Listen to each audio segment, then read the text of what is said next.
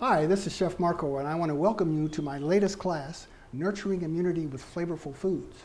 I'm going to show you a couple of nutrient-dense salads that will safeguard you and your family. And the good news is, they're very attractive and absolutely delicious. But first up, something fun for the kids. I've got a young coconut here, and I'm using a young coconut jack to open it up. So you can see here, it has a wide side, and that's what you want to bang on. It comes with a rubber mallet, and if I just bang into it like that, it's going to penetrate that shell, and then I can pull it up and extract the water. So that's a lot easier than using a meat cleaver, which some people use, but it is dangerous and it takes a little bit longer unless you're highly skilled.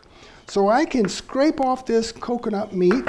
There's a bunch of it inside here, and I can use the coconut water in all kinds of recipes. Today I'm using it in our chimichurri, and I'm using it in our raspberry coulis. So, if you want to just put this in the refrigerator and use it later, you can. You don't have to do it right away, but if you scoop out that coconut meat and you have more than you need, it freezes really well. So, let me move on and show you what I call an avocado chimichurri, Texas style. I've got a combination of herbs here. I'm going to start off with some flat leaf parsley, which is really great for bone health because it has vitamin K. A little bit of cilantro, which is really good at removing heavy metals. And then I've got some oregano, which is really fantastic antifungal, antibacterial. So I'm going to get that in there. A little bit of garlic, which is great for heart health. I'll throw a scallion in there just for some bite. And then some jalapeno, very high in vitamin C. So once that's in there, I'm going to go ahead and put a little bit of avocado just to help the consistency. And then one of my favorite ingredients from the garden, kaffir lime leaves. Now these are not that difficult to grow, but I'm going to just use, I'm doing a small batch today, I'm just going to use one.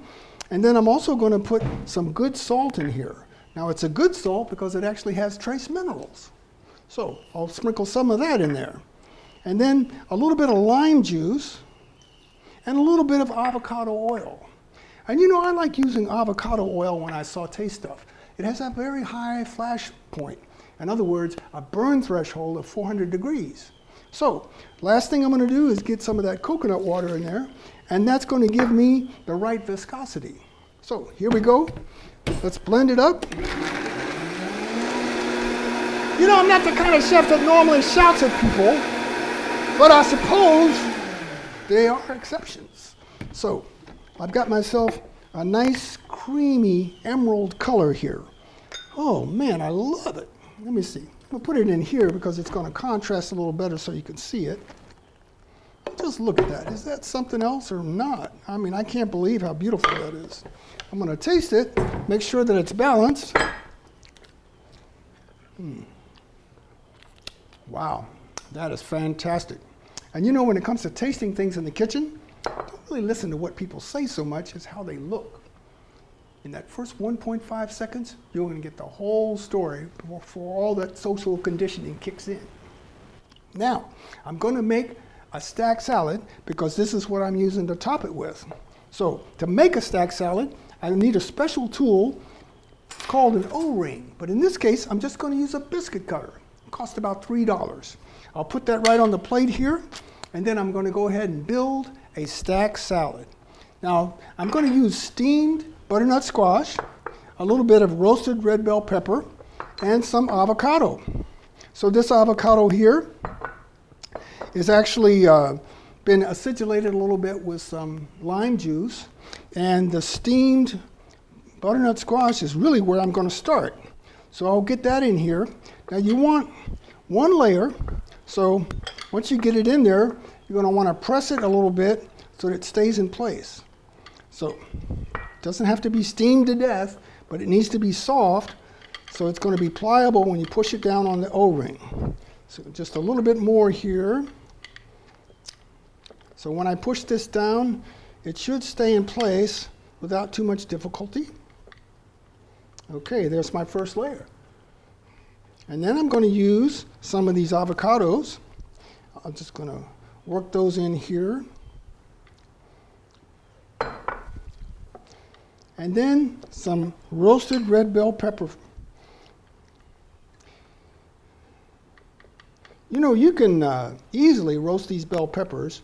What I like to do is find ones in the store that have nice smooth edges to them.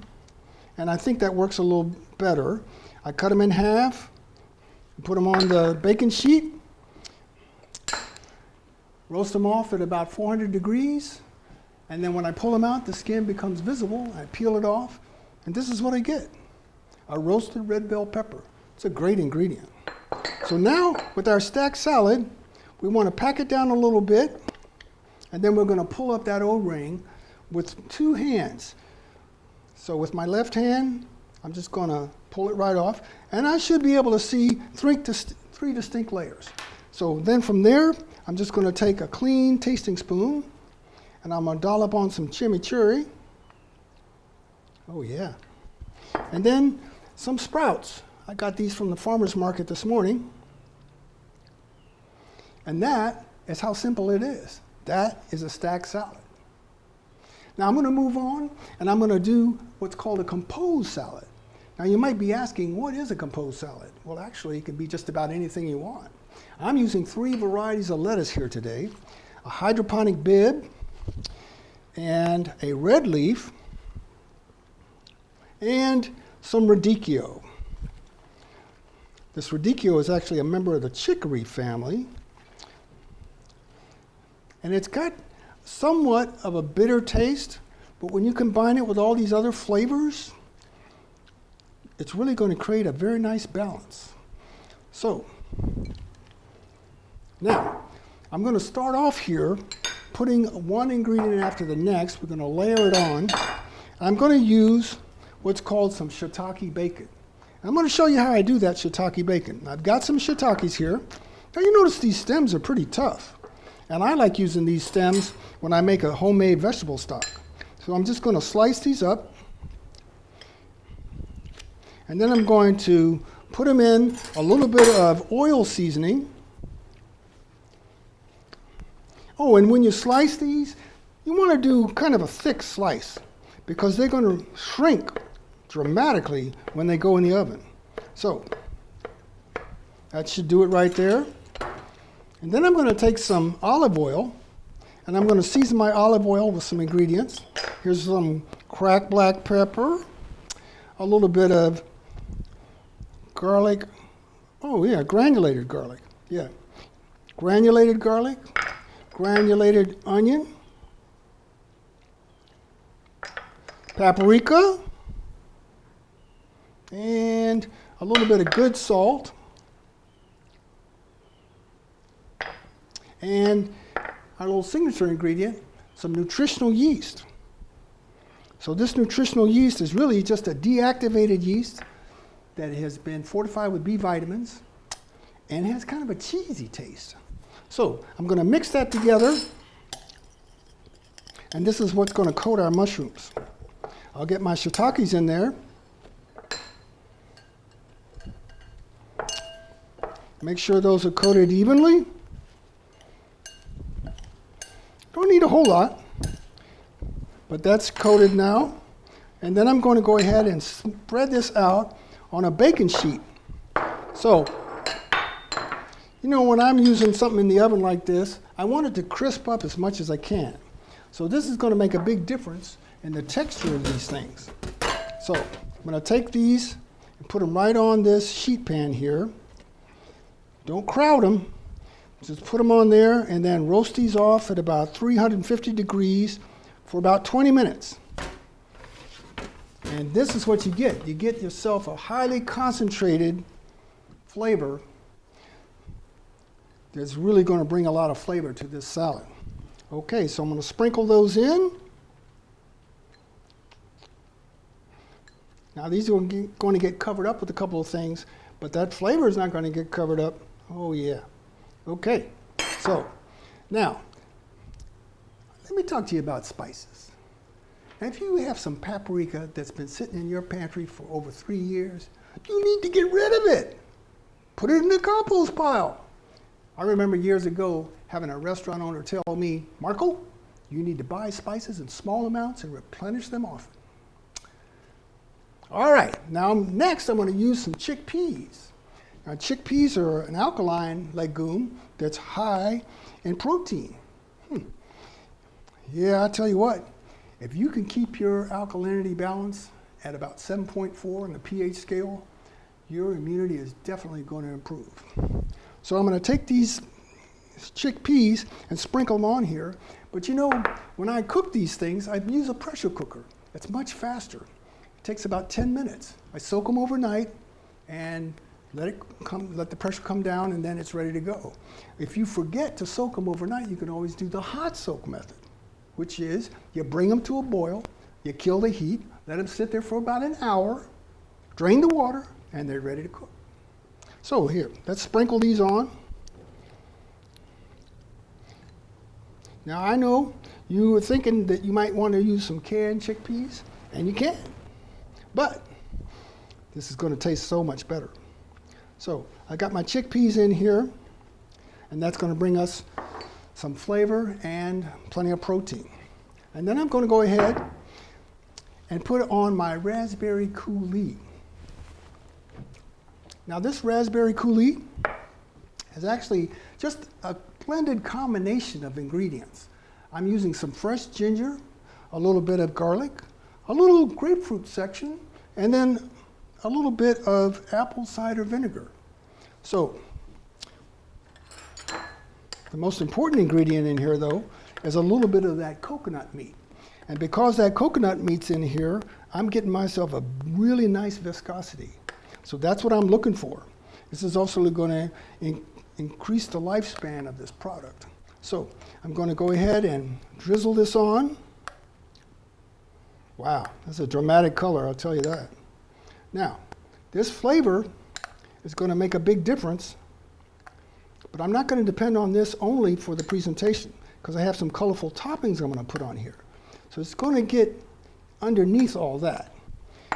So, you know, I like raspberries in a savory capacity, actually. So, next up, I'm going to use some purpled onions. These have been pickled a little bit. We'll just sprinkle them on there. Some cucumber.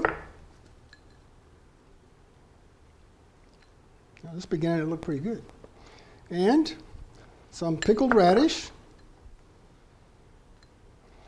And then one of my favorite ingredients, touch-tone gold beets.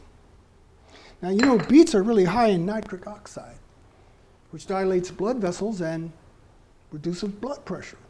So I've got some cubed here, and if you're wondering how to get a consistent cube out of a vegetable like that, I'm going to show you. So I'm going to take this beet here, and I'm going to square it up. So that's an old mantra in the kitchen, square up the vegetable. Of course, I'm going to steam these also, because I don't want to waste anything. But now that you have a square, it's going to be so much easier for you to get consistent shapes. Now I'm going to do 4 even planks.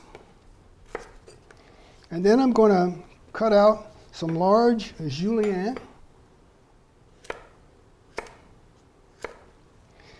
And then from there, turn them 90 degrees, and I should be able to get some pretty consistent cubes. And that's how you break down a vegetable. Just square it up. So, now I'm going to sprinkle some of these on here. I kind of like these touch-tone gold beets because, well, they're a little milder and they don't stain your fingers. Man, this is really looking good. Okay. So I got my stack salad on one side, and then I've got my compost salad on the other. You could throw some hemp seed on here. You could do some toasted pepitas. They're both really high in omega-3. And really, if you can reduce the amount of omega-6 and boost the amount of omega-3, you're going to really benefit. You can even add some sardines or some wild-caught salmon. And guess what? They're high in omega-3. So that's our presentation today, with ingredients that are guaranteed to boost your immunity. These ingredients are readily available, reasonably priced, and most importantly, the best prescription I know for wellness. If you want to find out more about these recipes, just head on over to chefmarko.com. And then let me say a shout out to all the hard-working people who have worked to produce the first virtual Pecan Street Festival.